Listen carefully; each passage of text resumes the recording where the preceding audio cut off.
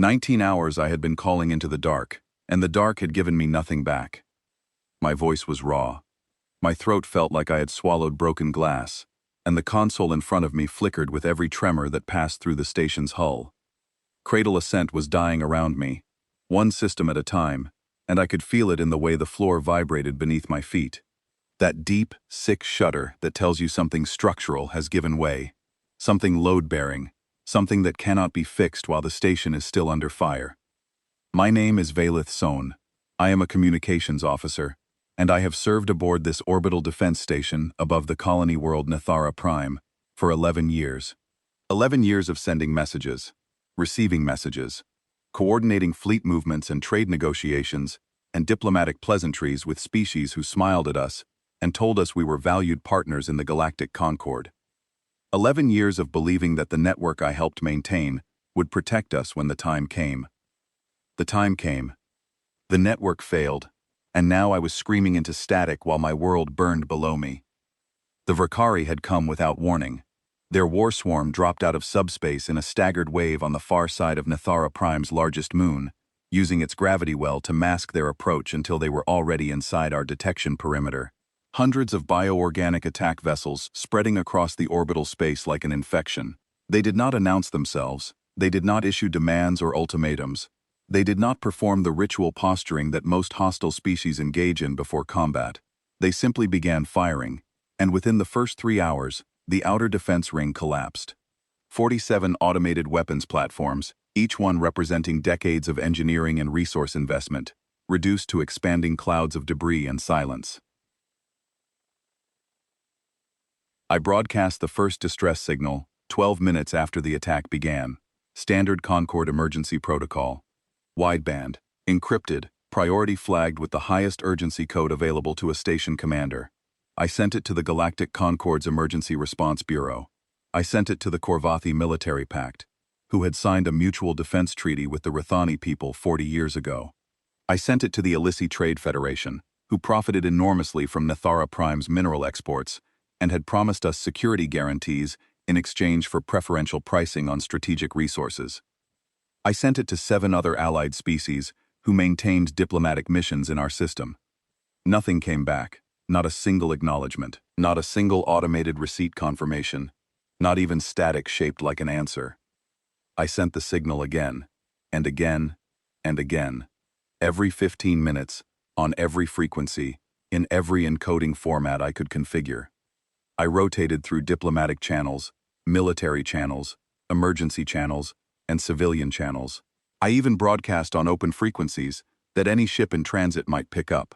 I threw my voice into every direction the electromagnetic spectrum could carry it, and every direction sent it back to me in silence. Fleet Overseer Drenath stood behind me, watching the tactical display with an expression I had never seen on his face in 11 years of service. Drenath was old guard, 60 years of military service across 3 different command postings.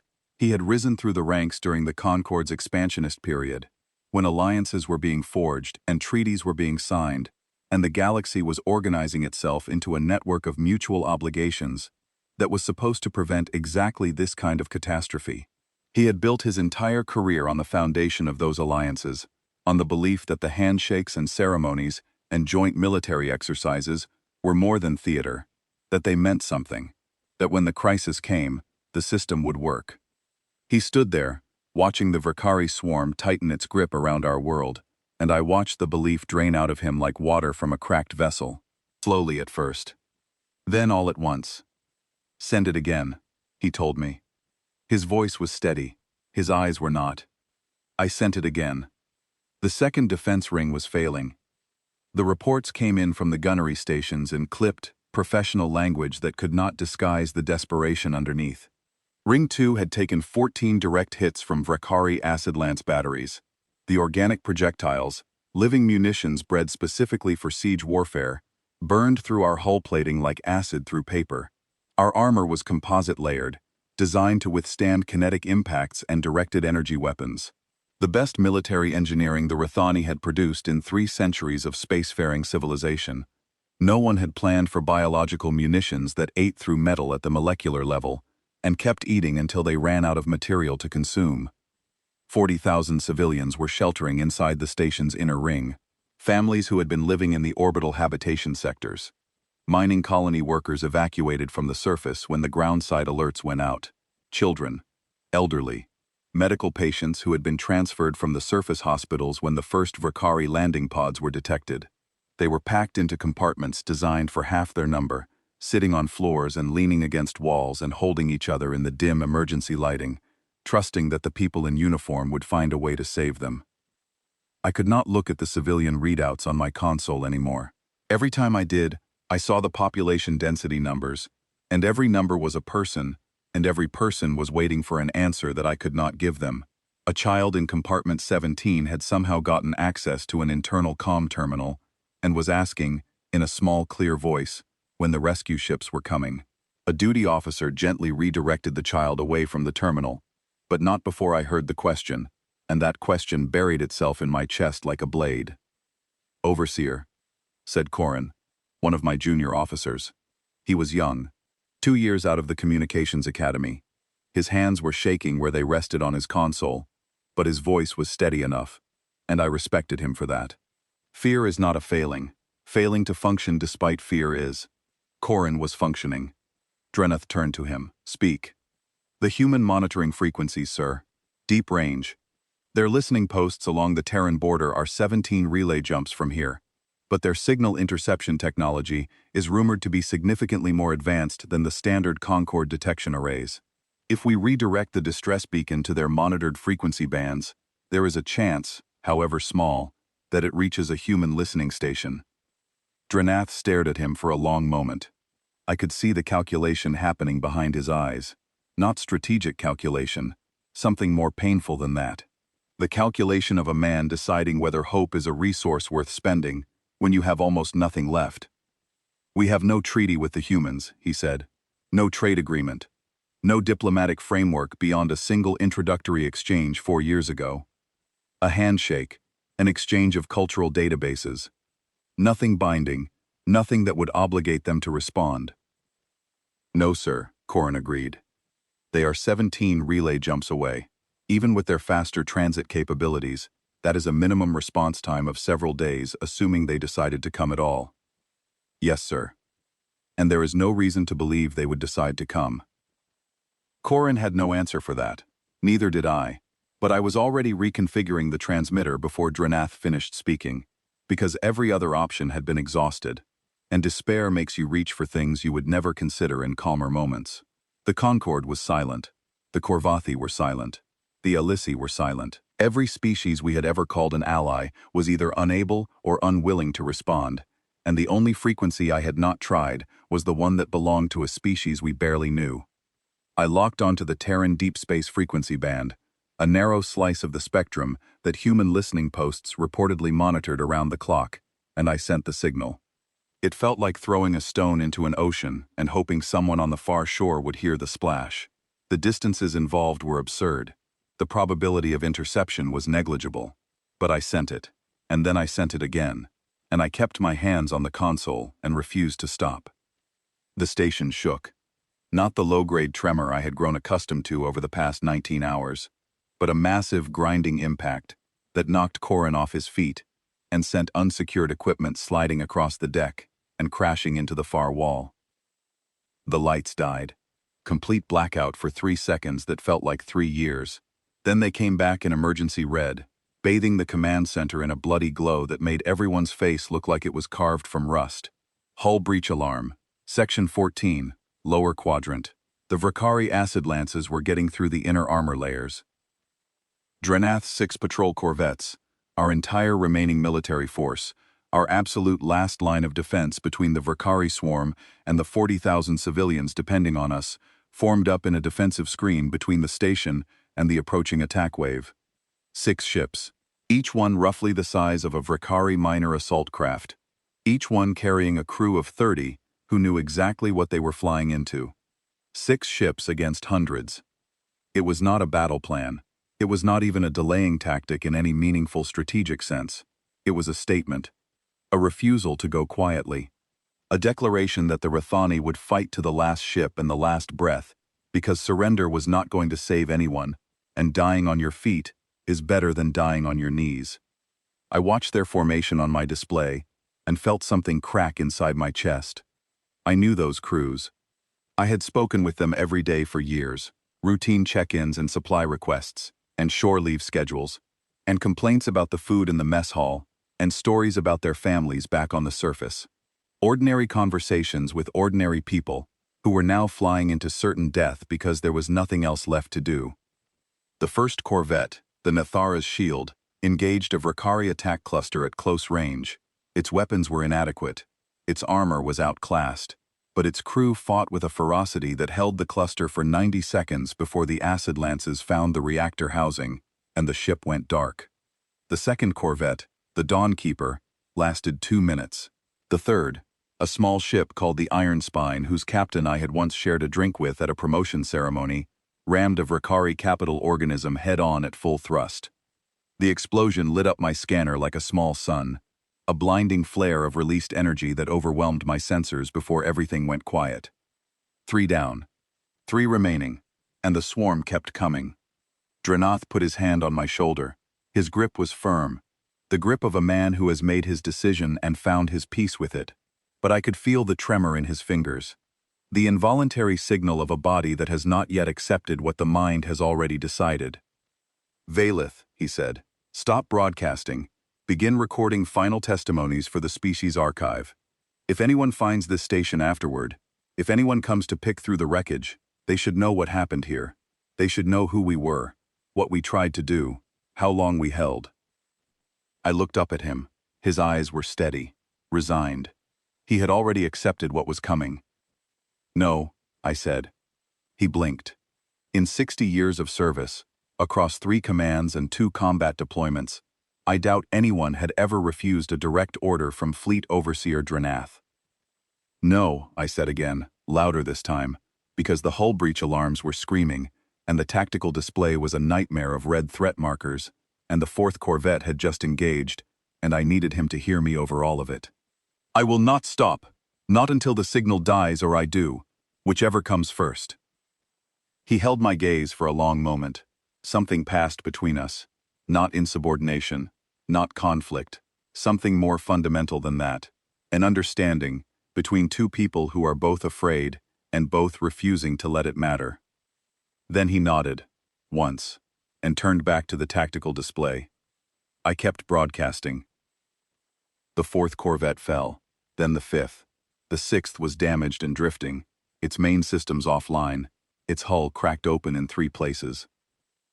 I could hear the crew on internal comms, the ones still alive, still conscious, dragging themselves to manual weapons stations and firing handheld arms through the breaches in their own hull, shooting into the void with infantry weapons because their ship was dead around them, and they had nothing left but their bodies and their refusal to stop fighting. Their signal went quiet 12 minutes later, not with a bang, with a slow fade, like a voice trailing off in the middle of a sentence. One moment they were there, the next, static. I kept my hands on the console. I kept sending, into the dark, into the silence, into nothing at all, and nothing answered. The hours that followed were the longest of my life, and I say that as someone who once spent 3 days trapped in a collapsed mining shaft on Nathara Prime's northern continent, with a broken leg and no communications equipment. That experience taught me what isolation felt like, what it means to be completely alone with your own fear and your own pain, and the knowledge that no one knows where you are. This was worse. This was isolation with full awareness. I could see exactly how bad things were. I had numbers and readouts and intercepted communications, painting a detailed, merciless picture of a civilization being dismantled piece by piece. And I could do nothing about any of it, except sit at my console and keep throwing my voice into the void. 6 hours after I redirected the distress beacon toward human-monitored space, Cradle Ascent was running on backup power. The main reactor had taken shrapnel damage during the last bombardment wave, and our engineering teams were performing daily miracles, just keeping the critical systems functional. Air recyclers, gravity plating, the medical bay. Everything else was either offline or running at minimum capacity. The lights in the command center were dim, casting long shadows that made the space feel smaller than it was. Half the displays were dark. The ones still working showed me things I wished they did not. The Vrikari had begun landing ground forces on Nethara Prime's southern continent. Their drop pods descended in clusters, punching through the thin atmosphere and slamming into the surface near major population centers. Each pod split open upon landing and released swarms of ground assault organisms, creatures that stood 3 meters tall and moved on 6 limbs and were bred specifically for planetary conquest. They moved fast. They adapted to local terrain within hours, adjusting their body chemistry to process the native atmosphere and their limb configuration to match the gravity. And they attacked civilian population centers with a coordination that suggested centralized hive intelligence, directed by the swarm mother still orbiting overhead. Reports flooded my console from the surface. Fragmentary, desperate, overlapping. A colonial administrator in the city of Velrath begging for orbital fire support that we could not provide because our weapons were offline and our power was failing. A defense militia commander in the coastal district reporting that his unit of 60 volunteers was surrounded by over 300 Vrikari assault organisms and requesting extraction that would never come. A medical facility broadcasting patient counts and casualty figures in a flat, clinical tone that somehow made the numbers more devastating than any scream could have. I logged everything, every transmission, every plea, every status report. That was my job. Receive, record, relay. Except there was no one to relay to. I was gathering testimony for an archive that might never be read by anyone outside this dying system. Corin sat beside me, monitoring the long-range scanner, with the focused intensity of someone who knows that the thing they are watching for will probably never appear, but who cannot bring themselves to look away. He had not eaten in 14 hours. Neither had I. Hunger felt irrelevant, a biological nuisance intruding on a catastrophe of civilization-ending proportions. Valeth, he said quietly, I am picking up Concord diplomatic traffic on the secondary band. Encrypted, but it is using standard Concord encoding. I can break it. My heart lurched. For one stupid, desperate moment, I allowed myself to hope. Maybe they had reconsidered. Maybe someone had convinced them. Maybe the Korvathi had honored their treaty. Maybe the Alissi had realized that letting their most profitable trade partner be exterminated was bad economics. Maybe someone, anyone, had found the basic decency to help. Let me hear it, I said. Corin routed the decrypted feed to my station, and I listened, and what I heard destroyed something inside me that I do not think will ever be fully rebuilt. The Galactic Concord had held an emergency session regarding the Vrikari attack on Nethara Prime. The session had lasted 9 hours. 9 hours of deliberation while our people were dying. 23 member species had voted on a motion for military intervention under Article 17 of the Mutual Defense Charter. The same charter the Rithani had helped draft. The same charter we had contributed military resources to enforce on behalf of other species 6 times in the past 2 decades. We had bled for that charter. Rithani soldiers had died enforcing it for the benefit of species who were now sitting in comfortable chambers, deciding whether our civilization was worth the trouble of saving. The vote failed. 15 against, 8 abstentions, 0 in favor. Not a single species voted to help us. Not one. The Korvathi representative, speaking on behalf of the military pact that had guaranteed our mutual defense for 4 decades, had cited strategic non-engagement in a theater of uncertain escalatory potential. He used those exact words. I will never forget them. They are burned into my memory like a scar. Strategic non-engagement. As if the extermination of our people was an acceptable strategic outcome that simply required the proper bureaucratic framing. The Alissi had been even more creative. They had formally reclassified the Vrikari attack as an internal territorial dispute within a contested sovereignty zone, thereby removing it from the jurisdiction of the Mutual Defense Charter entirely. The attack on our world, carried out by an external aggressor with no prior claim to our territory, had been legally redefined as something other than an attack. The Alissi had found a clause in the charter that allowed them to reclassify any conflict involving a non-member aggressor as a territorial dispute, if the defending species could not independently verify sovereign control over the contested territory. Since our defense infrastructure was destroyed, and we could not independently verify anything, the clause applied. They had found a way to make our extermination administratively convenient. I sat there with the diplomatic traffic playing through my earpiece, and I felt something shift inside me. Not grief. I had already grieved. Not fear. Fear had been my constant companion for 25 hours, and had become familiar enough to be almost comfortable. This was something colder and harder than either of those emotions.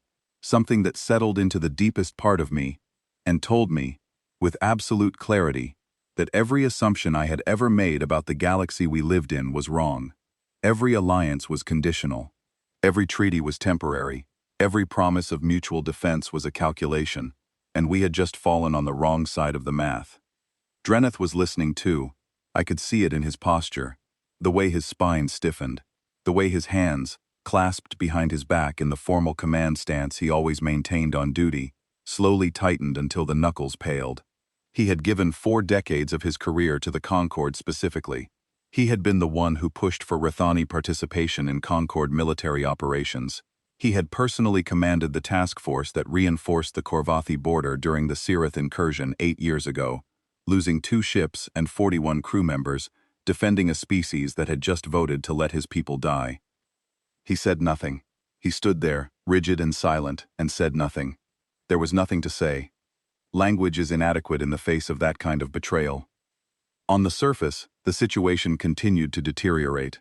The Verkari ground forces had overrun 3 major population centers on the southern continent and were advancing on the capital city. Civilian casualties were mounting by the hour. The defense militias were fighting with everything they had, with weapons designed for law enforcement and minor territorial disputes, with armor meant to stop small arms fire, not biological assault organisms, with courage and desperation in equal measure. They were dying in a war they could not win, buying time for evacuations that had nowhere to go, holding positions that would be overrun within hours. I intercepted a transmission from a Rathani school in the coastal city of Mainholm. A teacher named Sorith, her voice tight with controlled terror, reporting that she had barricaded 214 children inside the school's central gymnasium. She had locked the doors and blocked them with furniture, and was trying to keep the children calm while Verkari assault organisms moved through the building's outer corridors. The sounds in the background of her transmission were things I will hear in my nightmares for the rest of my life. The wet, heavy footfalls of organisms designed for killing, the scraping of armored limbs against metal walls, and underneath it all, the muffled crying of children who understood enough to be afraid. She was asking for help. She was asking anyone who could hear her to please, please send help. Her voice cracked on the second please, and then she steadied herself and gave her exact coordinates in a clear, professional tone that told me she had been trained for emergencies. A school teacher who had been trained for emergencies because the galaxy was the kind of place where school teachers needed to be trained for emergencies. I had no help to send. I logged the transmission and felt something inside me fracture along a line I did not know existed. The hours bled together. Reports from the surface grew fewer, not because the situation improved, but because the people sending them were being silenced one by one. Transmission sources went dark. Military channels went quiet. Civilian emergency frequencies that had been crowded with overlapping pleas for help thinned out until only a handful remained, isolated voices in an expanding silence. Drenath addressed the remaining command center staff. 14 of us. He told us that relief was not coming. He told us that our duty now was to protect the civilians aboard the station for as long as possible and to ensure that a complete record of events was preserved for whoever might find us afterward. He told us that he was proud of us, that we had done our duty, that the failure was not ours. Then he returned to the tactical display and stood there in silence, watching the Verkari swarm circle our station like predators, waiting for weakened prey to stop moving. I turned back to my console. I did not know what I was waiting for anymore. Hope had become a mechanical action, a reflex stripped of belief. I kept sending because stopping would mean accepting, and I was not ready to accept, not yet. Corin's voice cut through the low hum of the command center like a blade, quiet at first, almost uncertain, as if he was not sure he should say what he was about to say. Then louder, with an urgency that made every head in the room turn. Valeth, I have something on the deep-range scanner. I leaned over his station, My joints ached from 25 hours of sitting in the same chair, and my vision was blurred from staring at displays in low light. But I forced my eyes to focus on his screen. The display showed a sensor return at extreme range, right at the very edge of our detection capability, so far out that the contact was more noise than signal. A cluster of contacts moving at a velocity that made no sense, according to any propulsion model in our database. Nothing in the Concorde registry moved that fast. Nothing in the Vakari fleet moved that fast. Nothing I had ever seen or read about or been trained to identify moved that fast. "What is it?" I asked. "I do not know," Corin said. "The signature does not match anything in our recognition library. Not Concorde, not Vakari, not any known species." Dranath appeared behind us. "Vakari reinforcements?" "The approach vector is wrong," Corin said. "They are coming from the galactic north. The Vakari staging area is to the south, beyond the Coriel Nebula, and the speed, Overseer, the speed is beyond anything the Vakari have demonstrated. Beyond anything anyone has demonstrated."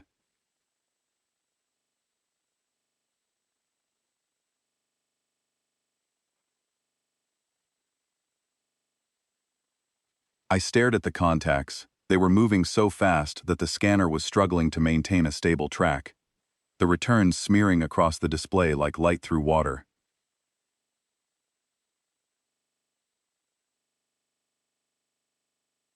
Whatever these ships were, they were crossing distances that should have taken hours in a matter of minutes.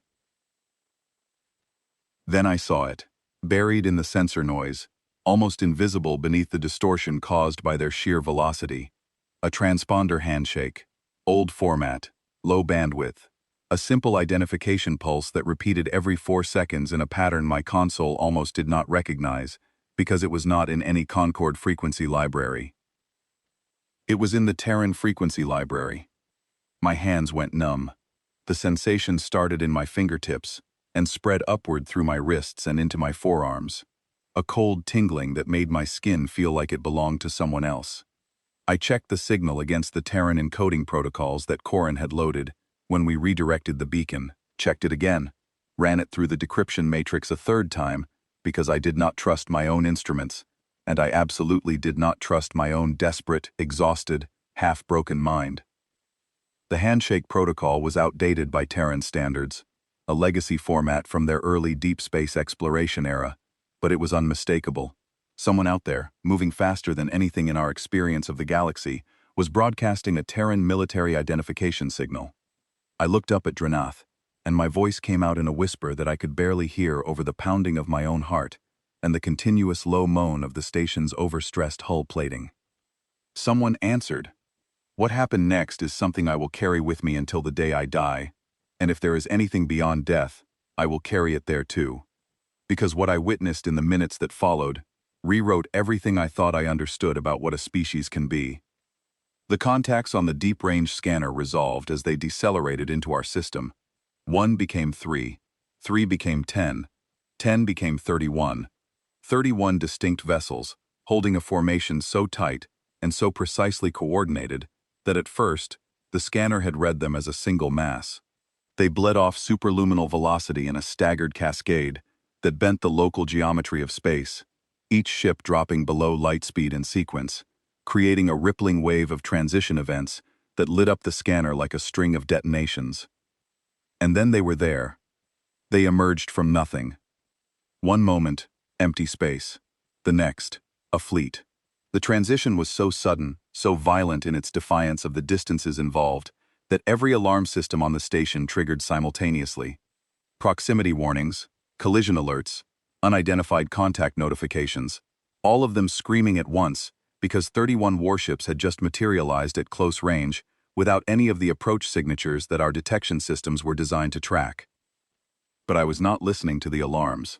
I was looking at my display, my eyes watering, my heart hammering against my ribs like something trying to escape, watching 31 warships settle into a tactical fan formation that placed them directly between Cradle Ascent and the Vakari swarm.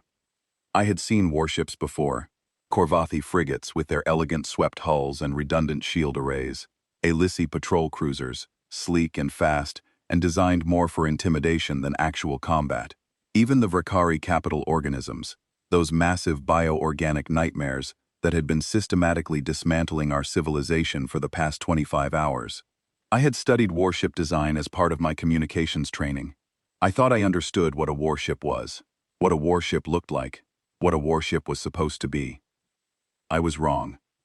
I had been looking at instruments of policy. These were instruments of war. The human ships were angular, sharp-edged. They looked like they had been designed by engineers who considered aesthetics an irrelevant luxury and had devoted every external surface to either armor plating or weapon systems. There was nothing decorative about them, nothing ceremonial. Every line served a purpose. Every surface was either protection or threat. They were covered in layered composite armor that my sensors could not fully analyze, materials that absorbed scanner pulses instead of reflecting them, making the ships appear as dark voids on certain frequency bands, shadows with mass. And the weapons. I did not have classification codes for what I was seeing. Kinetic batteries arranged in staggered rows along the dorsal and ventral hulls, each barrel wider than a Rathani patrol corvette. Directed energy emitters, housed in armored turrets that glowed with contained power even in their standby configuration. Launch tubes for munitions I could not identify, rows of them recessed into the hull plating like teeth in a jaw, point defense clusters studding every surface, overlapping coverage zones, no blind spots. Every single ship bristled with offensive capability in a way that made the entire Vrakari war swarm look primitive by comparison, not just outgunned, outclassed on a conceptual level, as if the humans and the Vrakari were operating on different understandings of what violence was for. The lead vessel was enormous, a dreadnought-class ship that dwarfed everything else on my scanner, including the Vrakari swarm mother. Its angular hull stretched across my display like a mountain turned sideways, and its designation read, Adamantine Coast. It sat at the center of the formation, like the closed fist of something vast and patient that had decided, very calmly and very deliberately, that it had seen enough. The open-channel broadcast came through on 6 frequencies simultaneously. 6 languages: Korvathi, Alisi, Standard Concord Trade Pidgin, 2 languages I did not recognize, and Rathani, clear, perfectly accented Rathani, spoken by a translation system that had been programmed to use formal military address structure. Nathara Prime Defense Station, this is the Terran Combined Response Fleet. Designation Strike Column Ardent. We received your distress signal. We are here. Move your civilians to the station's inner ring and seal all exterior compartments. We will handle the rest. No negotiation. No request for Concord authorization or jurisdictional clearance. No diplomatic preamble. No demand for information or strategic briefing. No hesitation of any kind. Just a statement of fact, delivered in a tone so calm and so certain that it sounded almost casual, as if responding to a distress signal from a species they barely knew. 17 relay jumps from their own territory was simply what you did when the situation called for it. Dranath stared at the display. I stared at the display. Every person in the command center stared at the display. For 5 full seconds, nobody spoke, nobody moved, nobody breathed. We had spent the last 25 hours preparing to die, and the sudden, total reversal of that expectation was so extreme that our minds could not process it. It was like being underwater for so long that you have forgotten what air tastes like, and then breaking the surface. Corin broke the silence. They came, he said, and his voice cracked on the second word. They actually came. The Vrakari did not understand what was happening. I know this because I was monitoring their command frequencies, the encrypted hive-link chatter that coordinated swarm behavior across hundreds of vessels, and for the first time since the attack began, I heard confusion in it.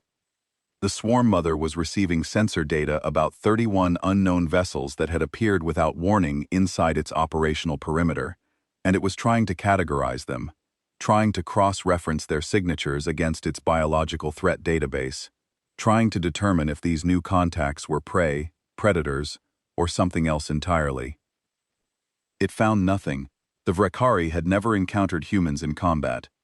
Their expansion had taken them through regions of the galaxy where humanity was a rumor at best, a species mentioned in trade catalogs and diplomatic footnotes but never seen, never tested, never fought. No one had briefed the swarm mother on human military capabilities. No one had warned it about human weapons technology or human tactical doctrine, or human willingness to fight. As far as the Vrakari command intelligence was concerned, these 31 ships were an unknown quantity, and unknown quantities in Vrakari tactical doctrine are treated as targets of opportunity, something to be overwhelmed and consumed before it can become a problem. The swarm pivoted. 214 bioorganic attack vessels reoriented their approach vectors and began accelerating toward the human fleet, in a convergence pattern designed to overwhelm defensive systems through sheer volume of fire. The acid lance batteries that had been systematically dismantling our defenses for over a day charged to full power and locked on to the nearest human vessels. The first Vrakari volley fired, hundreds of acid lances streaking across the gap between the swarm and the human fleet, trailing luminous biological residue that marked their paths like scars across the void. The humans did not dodge. They did not scatter or take evasive maneuvers. Their point defense systems engaged the incoming projectiles with a precision that my tactical computer lagged trying to process. Thousands of micro-caliber kinetic rounds, fired in calculated patterns that created intersecting walls of metal between the fleet and the incoming fire, shredded every single acid lance before it reached the human ships. Not one projectile touched a human hull. Not one. The Vrakari had just fired their best opening volley at a range where they had been consistently penetrating Rathani armor for 25 hours, and the humans had swatted it aside without even adjusting their formation. Then the humans fired back. I have tried, in the years since that day, to find adequate words for what I witnessed in the next 90 seconds. I have failed every time. Language does not have the capacity to contain what happened. The closest I can come is this. Imagine watching someone who has been beating you for hours, who has broken your defenses and killed your people and terrorized your world without consequence, suddenly encounter something that treats them the way they treated you, except faster, harder, and with an efficiency that suggests they could have done it even more thoroughly if they had felt like it. The adamantine coast opened fire with its primary kinetic batteries. The rounds traveled at velocities my sensors could barely register, so fast that my instruments recorded impact before they recorded launch. The first Vrakari capital organism, a massive ship killer that had personally destroyed 2 of our corvettes and shattered a section of the outer defense ring, came apart in an expanding sphere of organic debris. One moment it was there, a living mountain of armored bioorganic material. The next, it was fragments, pieces, spreading wreckage tumbling through space with no more threat or purpose than dust. The second capital organism followed 3 seconds later. The third tried to bank away from the engagement, altering course in a desperate attempt to escape the kill zone, and a pair of human destroyers caught it in a crossfire from 2 vectors that it could not evade simultaneously. The combined impact reduced it to fragments before it completed the turn. I was shaking, not from fear, from something I did not have a name for, something between relief and awe and a raw, visceral, overwhelming recognition that I was watching a species fight in a way I had not known was possible. The Rathani are not a warrior species. We are administrators and miners and engineers. We understand conflict as a theoretical concept, as something that happens in worst-case scenarios and is managed through alliances and treaties. What I was seeing through my console was not a theoretical concept. It was applied violence at a level of competence that made everything else I had ever witnessed look like children throwing stones. The Vrakari swarm charged, all of them. Every remaining attack vessel committed to a massed convergence assault, the standard Vrakari response to a peer-level threat. Overwhelm with numbers, saturate defensive coverage, accept losses, and keep pressing until the enemy's systems break under the volume of fire. The humans did not break. Strike Column Ardent split into 3 tactical groups with a fluidity that suggested the maneuver had been rehearsed 1,000 times, each ship knowing its position and its role and its field of fire without needing to be told. Each group took a sector of the engagement sphere. Each group created overlapping fields of fire that turned the space between them into corridors of concentrated destruction.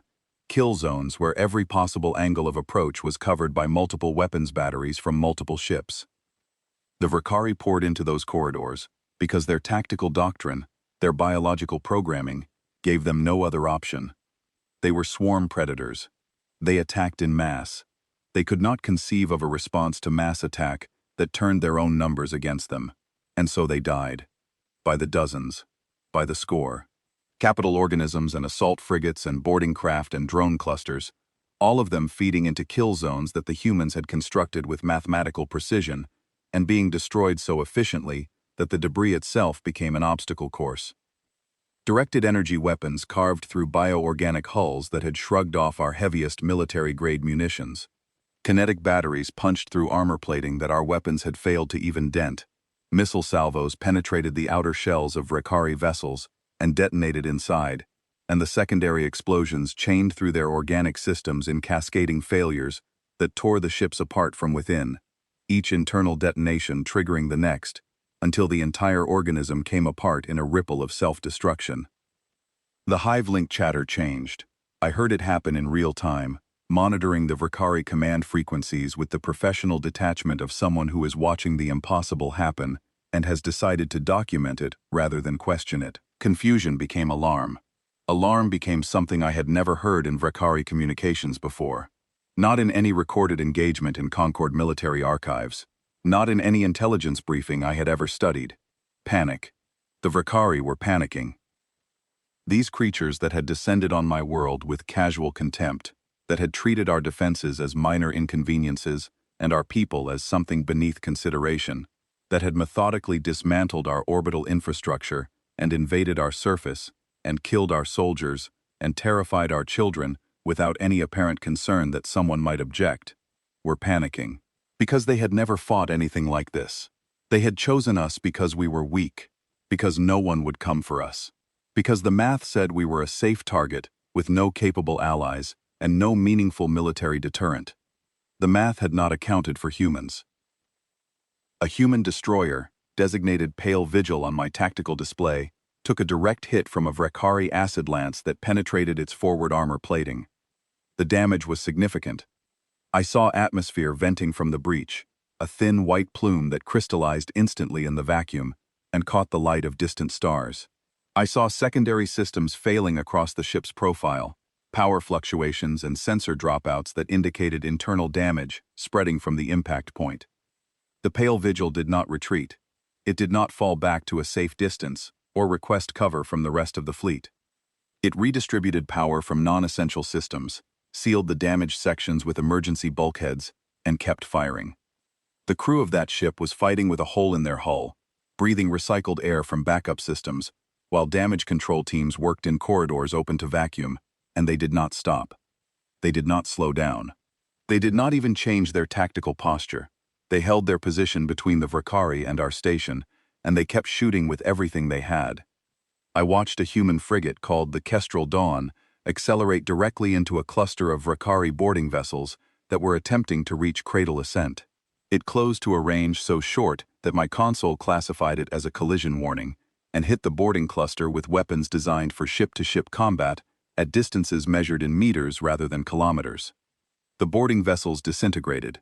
The Kestrel Dawn pulled away trailing debris and fragments of Vakari hull plating embedded in its own armor, scarred and battered but functional, already turning toward the next target. They were not fighting like a species protecting a strategic asset.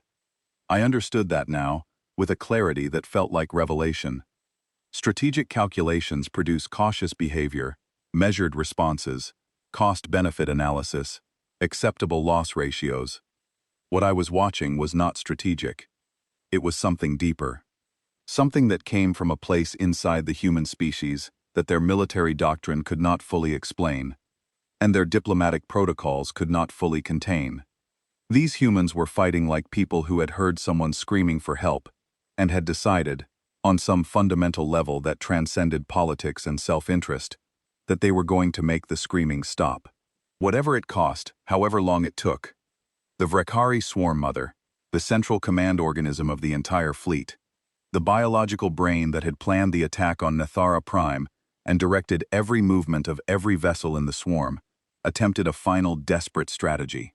It sent a massive command pulse through the hive link, ordering all surviving capital organisms to converge on the adamantine coast.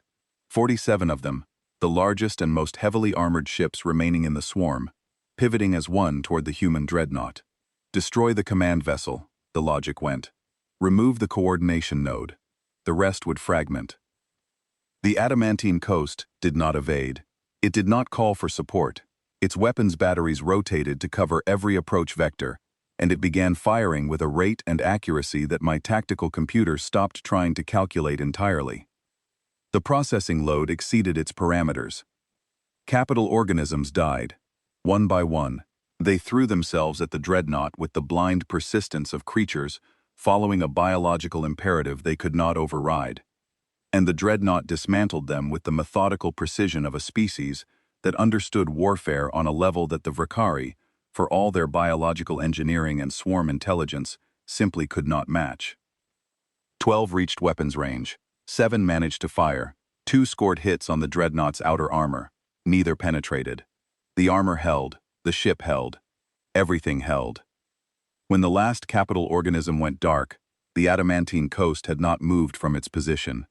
It sat there, enormous and angular, and implacable, surrounded by the expanding debris clouds of 47 destroyed warships, its armor scarred but intact, its weapons still cycling, its crew still operating with the same calm professionalism they had displayed from the first moment they arrived. The swarm broke. The remaining Vrkari attack vessels lost cohesion as the hive link degraded without the capital organisms to serve as relay nodes. Individual ships reverted to autonomous survival behavior, breaking formation and scattering toward open space. The swarm mother turned and ran. It severed its own hive link connections and fled toward the system's outer boundary at maximum acceleration, abandoning its swarm, abandoning the invasion, abandoning everything in a desperate attempt to survive.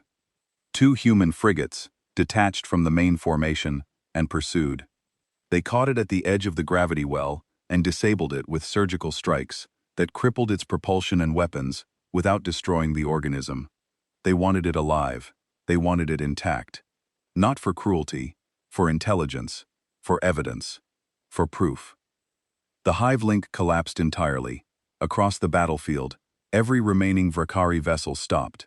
Some went dormant, their biological systems entering a hibernation state without command input. Some drifted, powerless, their organic engines cycling down. A few continued firing aimlessly, their combat systems still active but without direction, like muscles twitching after the brain has died. The silence that followed was the loudest thing I had ever heard. Drenath sat down. In 11 years of service under his command, I had never once seen Fleet Overseer Drenath sit during a duty shift. He lowered himself into a chair, slowly, like a man twice his age, and put his hands on his knees, and stared at the tactical display showing 31 human warships holding formation around our station. And he breathed. Just breathed. In and out. The simple, involuntary act of a living body that had spent the last 26 hours preparing to stop living. Korin was crying. He was not the only one. The battle in orbit was over, but the war on the ground was not. The Vrkari ground forces on Nethara Prime were still active, still advancing on civilian positions, still operating on the last command set the Swarm Mother had issued before its capture. Without the hive link, they had reverted to autonomous combat behavior, which made them less coordinated, but individually no less lethal. Each assault organism was still fast, still armored, still capable of tearing through Rathani ground defenses on its own. The human fleet responded before anyone asked them to. I watched the dropship launches from my station aboard Cradle Ascent. The adamantine coast opened its ventral deployment bays and released a stream of armored transport craft that descended toward the planet's surface in tight, disciplined formation. Behind them, 3 other human warships launched their own dropship contingents, creating a cascade of descending vehicles that spread across the sky of Nethara Prime like seeds scattered by a deliberate hand. Each dropship carried a complement of human rapid response Marines, ground combat specialists equipped with powered armor, and weapons systems that looked like they had been designed by a species whose entire evolutionary history was a continuous argument with things that wanted to eat them. Which, as I would later learn from a human cultural database, was exactly the case. I coordinated communications between the station and the human tactical command structure. The senior officer managing the ground operation was a woman named Captain Nora Caldwell, and speaking with her was like speaking with someone from a different universe. Not a different planet, a different way of existing. She was calm, Not the forced calm of someone suppressing terror behind a mask of professionalism, but the genuine calm of someone who had done this before, who had dropped into hostile territory to extract civilians under fire, and who knew exactly what she was doing because she had been trained for exactly this and nothing else. She asked me for topographical data on the southern continent. I sent it. She asked for civilian population maps showing known concentrations of non-evacuated residents. I sent those too. She asked for confirmed Vakari ground force positions, infrastructure layouts of the 3 affected cities, and water table depth charts for the Velrath Industrial District. That last request confused me until I realized she was planning underground evacuation routes through the municipal drainage system. She asked the right questions in the right order, processing my answers faster than I could generate them, building a tactical picture from raw data with the fluid efficiency of someone whose mind was designed for this kind of work. Within 30 minutes of the first dropship landing, human Marines were engaging Vakari ground forces outside the city of Velrath, and I heard something on the tactical feeds that I had not heard in 26 hours. The sound of a fight that was not one-sided. The Rathani defense militias on the ground had been fighting with extraordinary courage, but courage is not a substitute for adequate equipment. Their weapons were law enforcement grade, designed for crowd control and minor civil disturbances. The Vakari assault organisms were biological war machines, bred across generations for planetary invasion. The mismatch was total. The human Marines changed the equation in minutes. They hit the Vakari formations in coordinated strikes that exploited weaknesses the Rathani had not even identified. Without the hive link, each Vakari organism operated on a limited autonomous decision framework, a simplified combat protocol that made them predictable to anyone who understood how hive-dependent species behaved when the hive collapsed. The humans apparently understood this very well, because they dismantled the autonomous Vakari units with a tactical precision that bordered on surgical. Small teams of Marines would draw a cluster's attention, pull the organisms into a predetermined engagement zone, and destroy them in concentrated crossfire before the cluster could adapt. Then they moved to the next target, leaving the cleared area secured by Rathani militia forces, who suddenly found themselves holding ground instead of losing it. A Rathani militia commander named Thanaris transmitted from the Velrath perimeter. His voice was hoarse from 26 hours of continuous combat, and it broke when he reported that human Marines had reinforced his position and were pushing the Vakari back block by block, street by street, for the first time since the invasion began. He had watched friends die beside him. He had fired until his weapon overheated, and then picked up a dead comrade's weapon and kept firing. And now there were strangers fighting beside him, strangers who had crossed half the galaxy because someone they did not know had asked for help. Captain Caldwell's Marines cleared 3 major population centers in 6 hours. They moved through urban terrain with a speed that our military analysts would later spend years trying to understand, and they did it while simultaneously maintaining civilian evacuation corridors, establishing field medical stations at safe points throughout the cleared zones, and coordinating with Rathani ground forces who communicated through hastily configured translation devices and a lot of pointing. I intercepted a tactical exchange between Caldwell and a Marine sergeant named Philip Grant during the clearance of the Velrath Transit District. Grant's team had located a group of 300 Rathani civilians trapped inside a collapsed transit hub. The structure had partially fallen during the Vakari ground assault, and the survivors were pinned in the lower levels with no way out. Vakari assault organisms, operating on autonomous search patterns, were converging on the location, drawn by the vibrations and heat signatures of 300 terrified people. "How many hostiles?" Caldwell asked. 40 plus confirmed in the surrounding blocks, Grant replied. His voice was level. Factual, no emotion in it at all, which told me more about the kind of control he was exerting than any display of feelings would have. Possibly more in the subsurface access tunnels. They are following the heat signatures. A pause, 2 seconds. Then Caldwell's voice, carrying the weight of a decision made before the question was finished. "Take your team in. I am routing 2nd Platoon to your position for perimeter support. You get those civilians out. Do not let the hostiles reach them." "Understood," Grant said. That was it. One word. He was about to lead his team into a collapsed building surrounded by hostile organisms to rescue 300 people he had never met. people whose species he had no alliance with and no obligation toward, and he said, "Understood," with the same inflection another person might use to acknowledge a request to pass the salt. They got the civilians out, all 300. Grant's team breached the collapsed structure through a maintenance access shaft, secured the survivors, and held the interior, while evacuation teams moved the civilians out through the drainage tunnels that Caldwell had identified earlier. The Vakari reached the perimeter 17 minutes into the operation. Second platoon held them. Grant's team continued the evacuation without interruption. 3 Marines were injured during the operation. None of the civilians were harmed. In orbit, the remaining Vakari attack vessels made a final uncoordinated attempt to break through the human blockade. 17 ships, the largest survivors of the swarm, formed a rough wedge and accelerated toward the adamantine coast in what I recognized as a death charge. Autonomous behavior, no strategy, just the base biological imperative to attack the largest threat.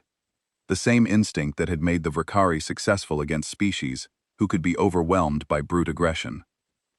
The human fleet responded with a maneuver that I later learned was a standard Terran anti-swarm protocol. The warships peeled apart in a choreographed sequence, creating 3 separate engagement corridors that channeled the incoming wedge into a convergence point where all 3 groups had overlapping fields of fire. The Vakari committed to the center corridor because their autonomous protocols could not process the 3-dimensional geometry of what was happening to them fast enough to change course. It lasted 4 minutes. 17 ships entered the engagement corridors. None emerged.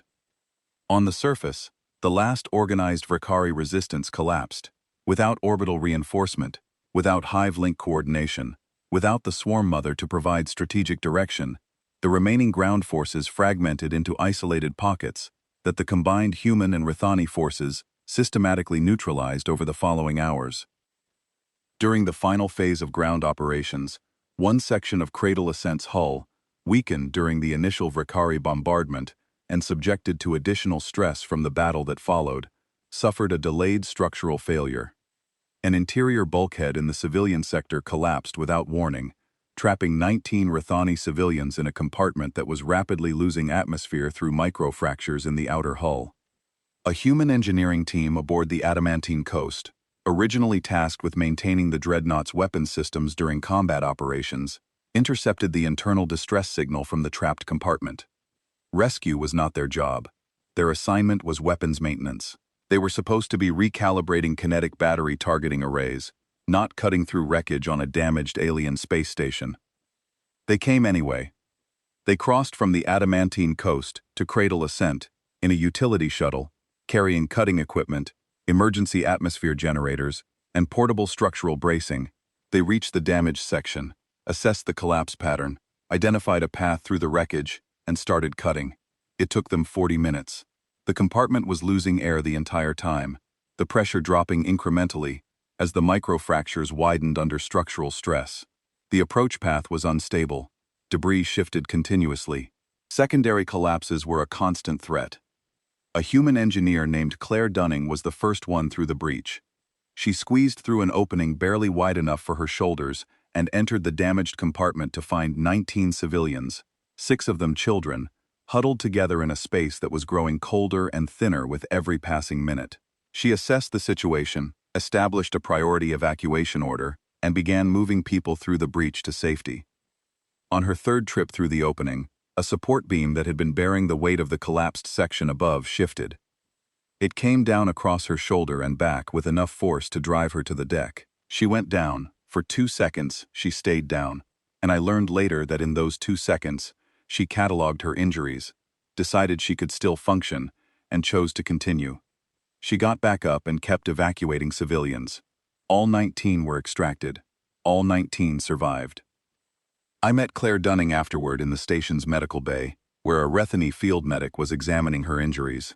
Fractured collarbone, 3 cracked ribs, deep tissue bruising across her upper back.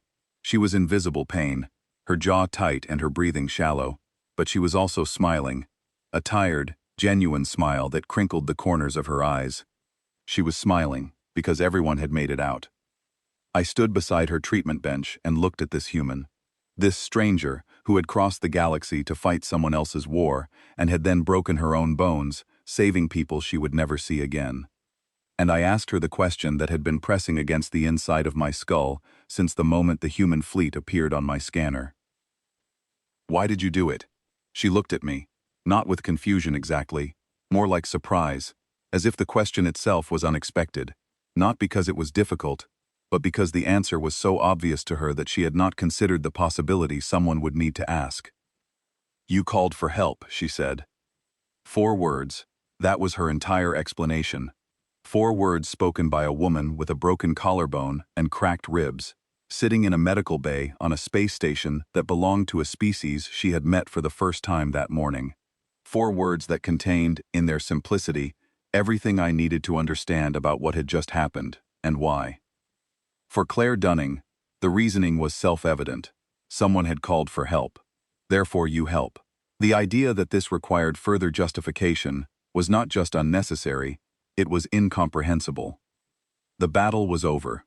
The silence settled in, heavier and more complete than any silence I had known during the 26 hours of fighting, because it was the silence of aftermath, of survival, of the slow, painful, bewildering process of understanding that you are still alive and that the universe has changed around you in ways you have not yet begun to comprehend.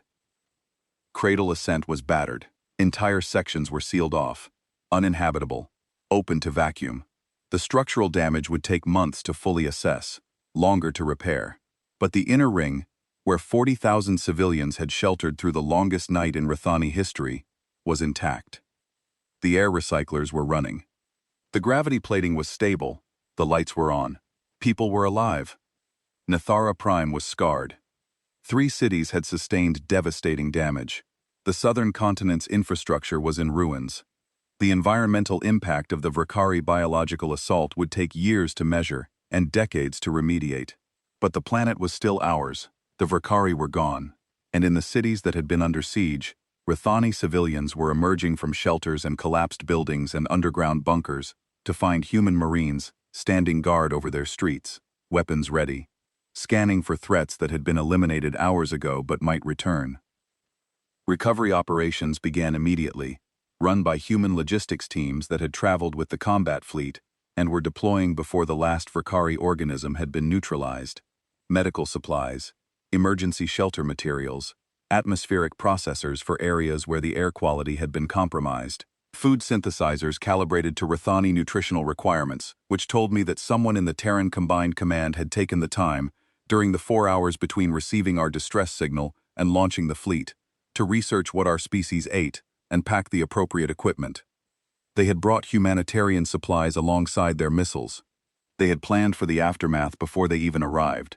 That detail, more than the weapons and the warships and the tactical brilliance, told me who these people were. 3 days after the battle, I was summoned to the Adamantine coast. I had never been aboard a human warship. I had never been aboard any warship. I was a communications officer, and my experience with military hardware was limited to the systems on my console and the technical manuals I had studied during training. Boarding the Adamantine coast was like stepping into a world built on fundamentally different principles than anything I had experienced. The corridors were wide enough for rapid movement by multiple people in bulky equipment. The lighting was bright and consistent, designed for functionality rather than ambiance. Every surface was utilitarian. There was no decoration, no ornamentation, no aesthetic consideration whatsoever. Everything I saw had a purpose, and most of those purposes involved either fighting or surviving after fighting. The ship was not built to impress visitors. It was built to win wars and bring its crew home alive afterward. The crew members I passed in the corridors were professional and friendly, in a restrained way that suggested genuine warmth held behind appropriate boundaries.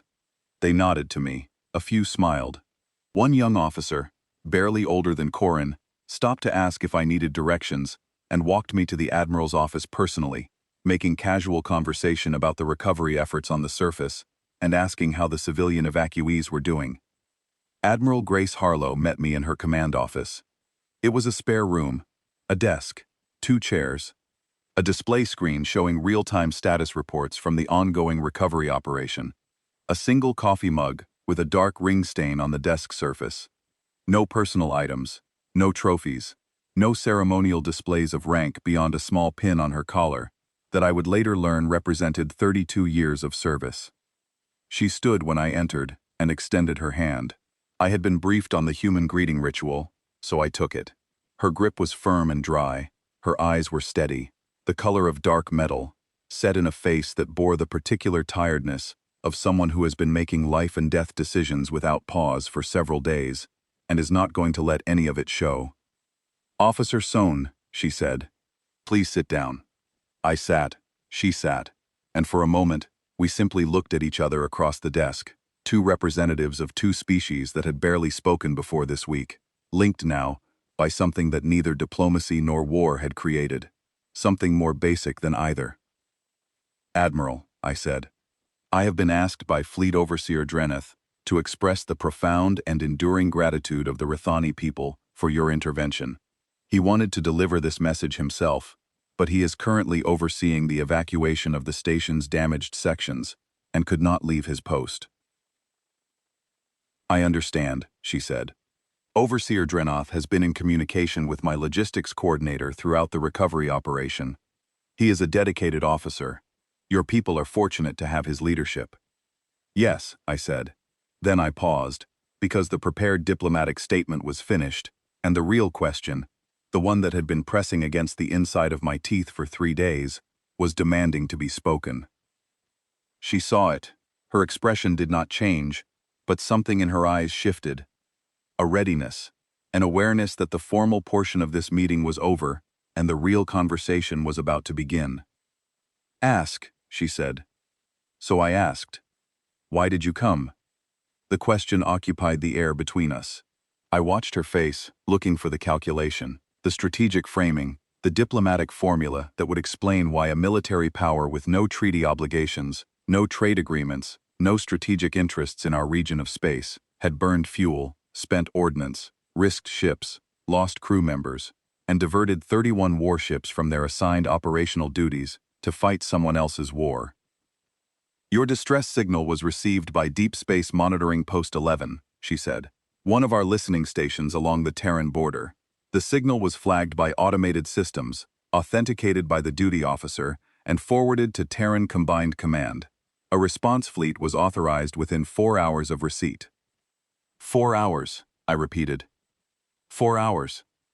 "Admiral, the Galactic Concord took 9 hours to hold a session, and then voted to decline intervention. The Korvathi, who are treaty-bound to defend us under a mutual defense agreement we have honored 6 times, cited strategic non-engagement.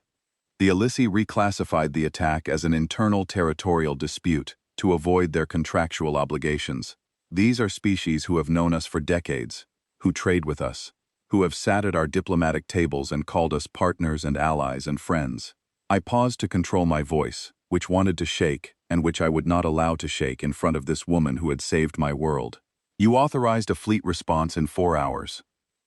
"We did." "You had no treaty with us." "No. No trade agreement. No economic relationship of any kind." "No. No strategic interest in Nathara Prime or its resources." "No." "Then why?" Admiral Harlow leaned back in her chair. Not to create distance between us, to think. To choose her words with the deliberate care of someone who understands that what she is about to say will be recorded and analyzed and debated by species across the galaxy for generations. "Officer Son," she said, "in the Terran military, there is a principle that is not written in any regulation or codified in any law. It is older than our current government, older than our military structure. It predates our expansion into space by thousands of years.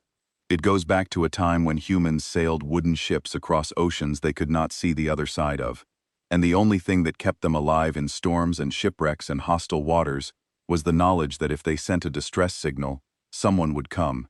Not because of a contract, not because of a treaty, because that is what you do." She paused. Her eyes held mine. "An unanswered distress signal is not a strategic calculation. It is not a resource allocation problem.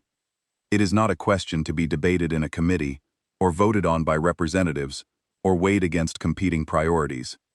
An unanswered distress signal is a failure, a moral failure, a failure of character, And that is the one kind of failure that the Terran Combined Command does not tolerate.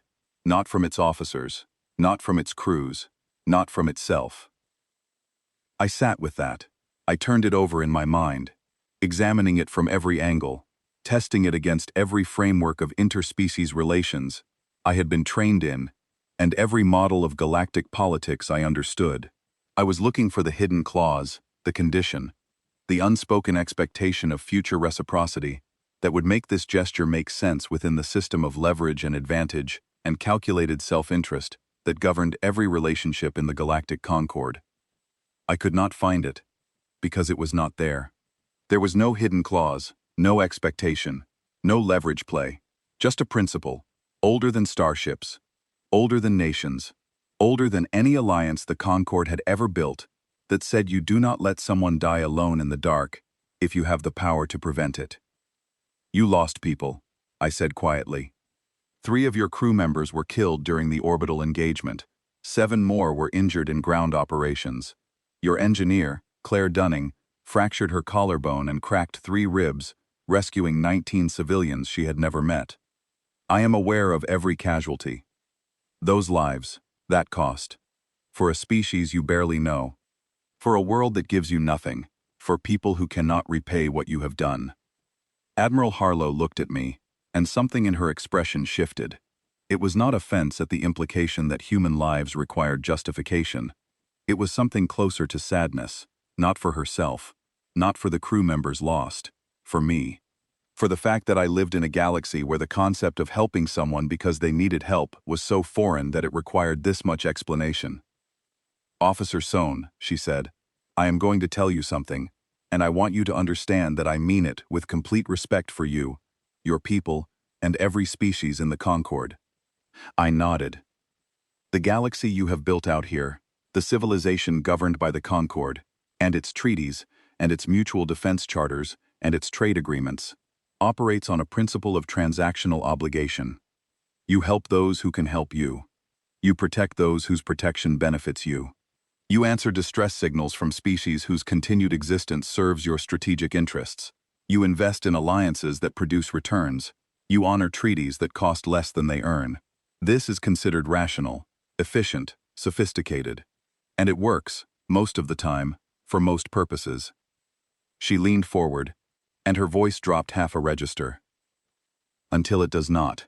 Until someone like the Verkari finds the gap in the math, finds the species that is not strategically important enough to defend, and attacks.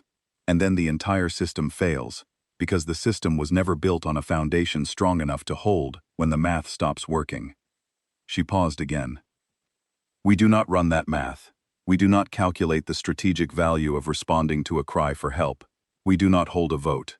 A signal comes in. People are dying. We go. That is not a policy decision. That is not a regulation. It is who we are.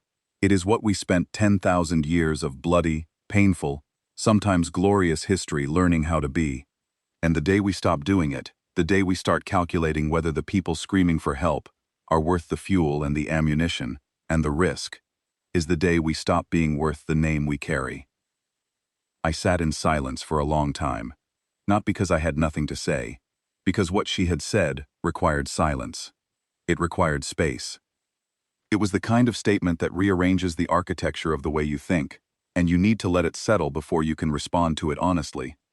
The Concord will want to discuss terms, I said eventually. Diplomatic frameworks, alliance structures.